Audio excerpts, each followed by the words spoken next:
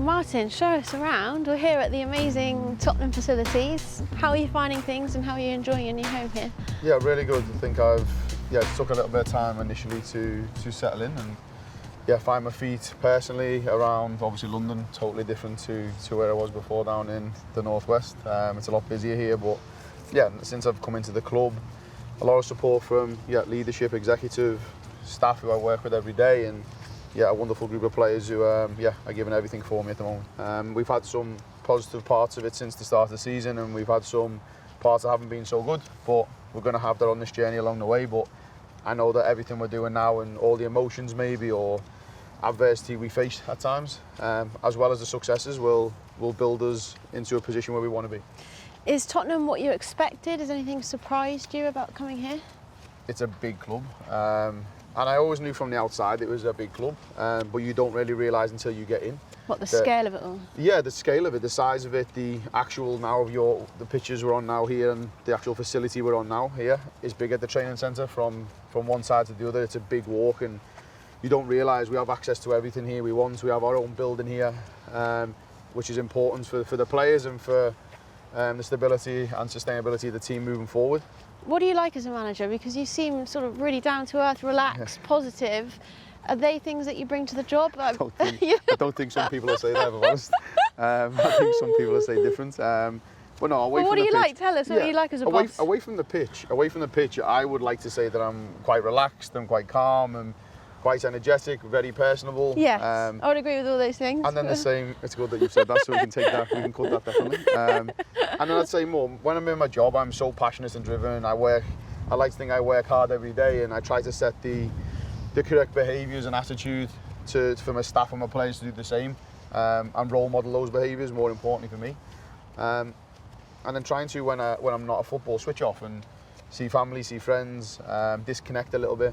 But I like to think I get the balance right between when I'm in work and when I'm not. I would imagine in your role that you've been shaped by a whole host of people that you've worked with. Are you able to chat to us a bit about some of your influences? I wondered about Casey Stoney as well, someone that you've worked with. Yeah, Casey had a big impact on me and give me the opportunity to work at Manchester United.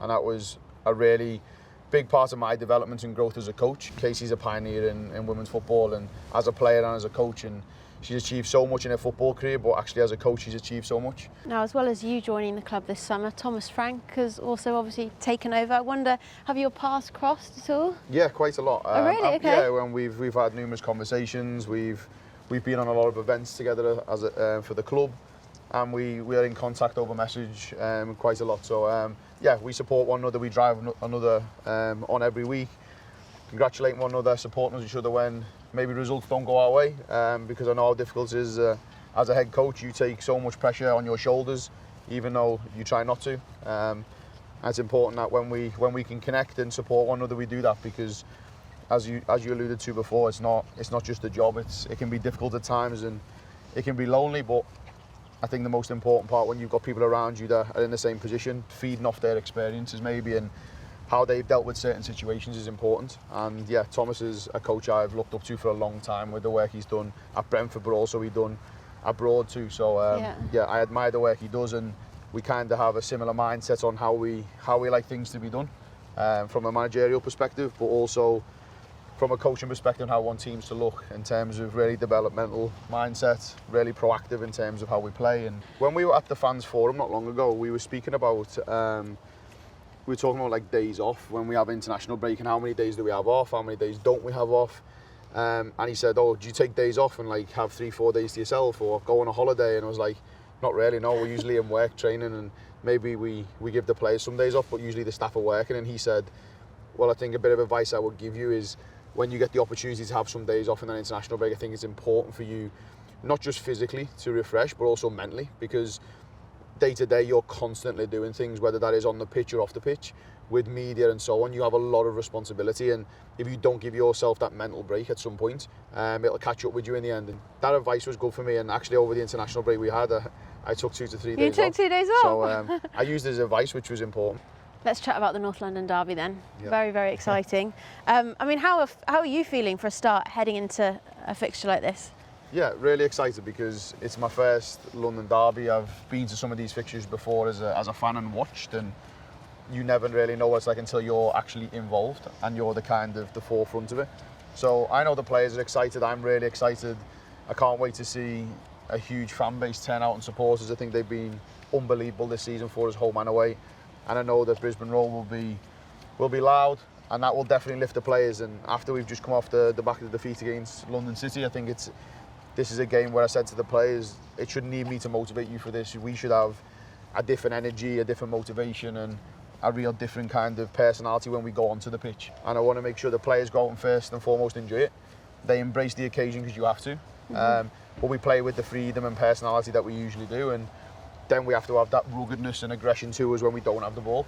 That kind of sets an identity of how we want to look. And if we do that, we put ourselves in a good position to be competitive. And we know that we've got to make sure every area of our game is covered. And if it's not covered, we know it can be a long day.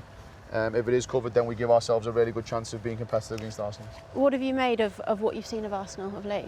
René's done a wonderful job there with the staff and players that are at Arsenal, and I'm at no kind of illusion that it's going to be a tough game, but I do believe in the players here, the staff here, that we can go out together and we can be competitive. And on our day, I believe we're a match for anyone. And but I have total respect for René and Arsenal and all the players. They have a wonderful squad, but I believe I have a wonderful team here. You go into this level on points in terms of the WSL table. What would it mean to you to make a statement? Yeah, huge. I think for the fans and for the players, I think it's important, and for the club as a whole, it gives you a big lift. And what they want to see, and I say this to the players, effort, commitment, desire, passion, a work rate and an energy for this badge should be a given. It shouldn't be asked. And if we give that, we know we leave no stone unturned. But what we have to show on the side of that is a little bit of class, a little bit of brilliance, to make sure that we come out on top. And if we do that and we get the right moments along the way, I feel we can come out with the results. Brilliant. Thank you very much. Thank you.